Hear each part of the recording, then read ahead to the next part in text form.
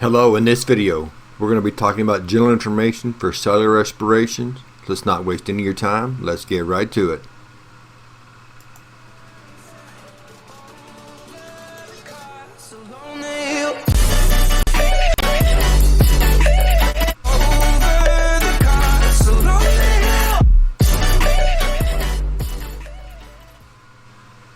Now, when we're talking cellular respiration, the number one thing that we want to think about is that cycle between cellular respiration and photosynthesis, or you can think of it as as plants and animals.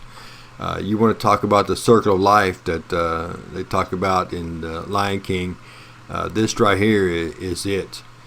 This exchange between animals and plants, heterotrophs, autotrophs, whatever, however you want to look at it, is such an important cycle. I mean, you could almost say that life itself depends on this cycle, and you wouldn't be far from that. The idea of the gases that are exchanged, the concept of what one considers waste, the other considers a need, and vice versa. But the idea that photosynthesis gives off oxygen, which we need, the very essence of, to stay alive, and we give off carbon dioxide, which we consider a waste, and plants need that in order to conduct photosynthesis. So it is such an amazing cycle. But it's that idea of the gases that you really want to think about when you look at the formulas for these two. I mean, they're front and center as the product, they're front and center as the reactants. So just make sure you understand the gases that are released.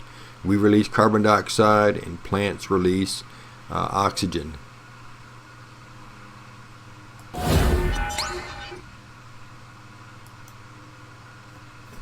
Now, the idea of this cycle, I just mentioned these two words, but you want to make sure that you understand what they are. Autotrophs is the idea of organisms that produce their own food. Okay, now, and you know, you always have that student that says, "Well, my mom produces her own food. She goes in the kitchen, makes that."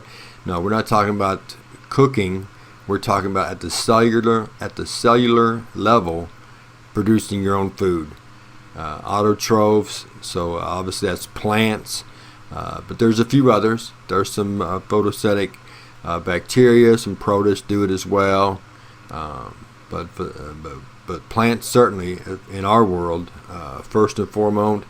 And then there's the heterotrophs, organisms that have to eat in order to get the food that they need. And I say food in air quotes.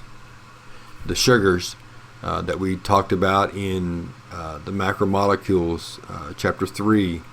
Those sugars, glucose, and we talked about glucose being stored in us, in the animals, as glycogen, and the plant stored as starch. That's why you hear so much about starches, you know, potatoes, pasta, whatever. But the last thing, or another thing to think about, is a lot of students think that, okay, plants do photosynthesis, we do cellular respiration. No, we only do cellular respiration, but plants do both. Okay, they photosynthesize and they do cellular respiration. They're not making the sugars for the herbivores, which then get to us. No, they're making them for themselves. It's just the systems in place where the herbivores come along and eat the plant material, and then we come along and eat the carnivores. I mean the herbivores, whether it's beef, you know, poultry, chicken, you know, whatever, or we just eat plant material ourselves, vegetables and stuff. So, but both conduct cellular respiration.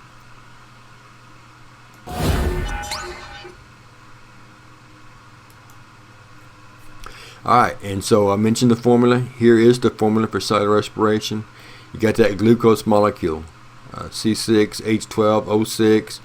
It's got that 1 to 2 to 1 ratio, so you know it's a carbohydrate. And you got 6 oxygen molecules.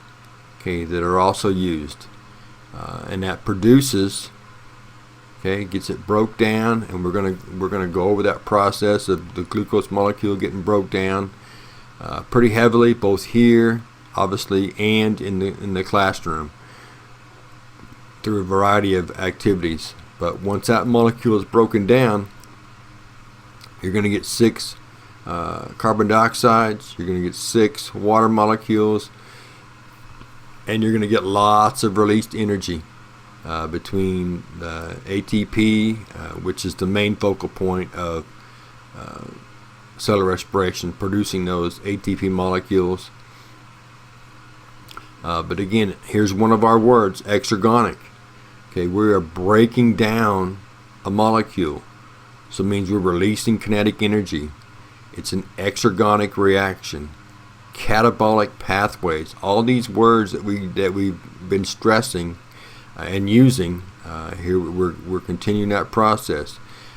We know that it is hydrolysis involved, obviously it's cellular respiration, and we know that we can say that the glucose molecule is certainly getting oxidized, and we're going to look at plenty of electron carriers that are going to be reduced. So all those words come into play, and again, as we mentioned many times, this is not a one thing process. If one is happening, then the opposite is happening as well. So glucose is being oxidized, means somebody else is being reduced.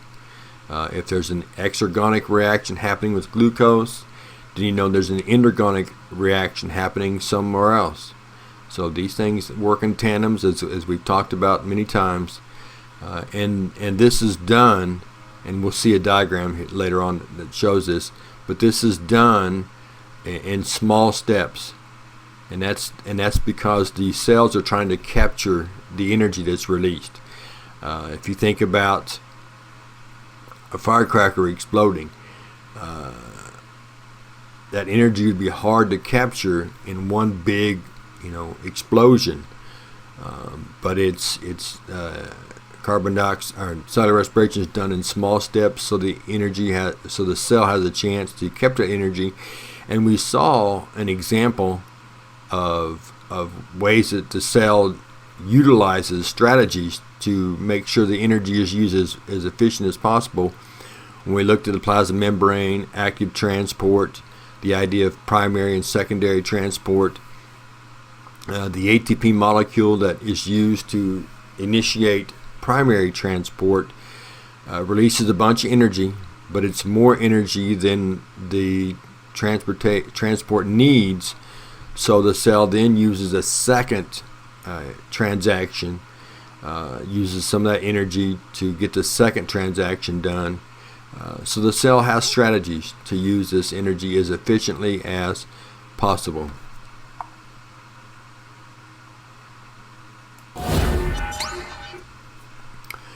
Well, that's our video for the first of the cellular respiration general information. When we come back next time, we'll be doing part 2 of cellular respiration general information. So we'll see you then.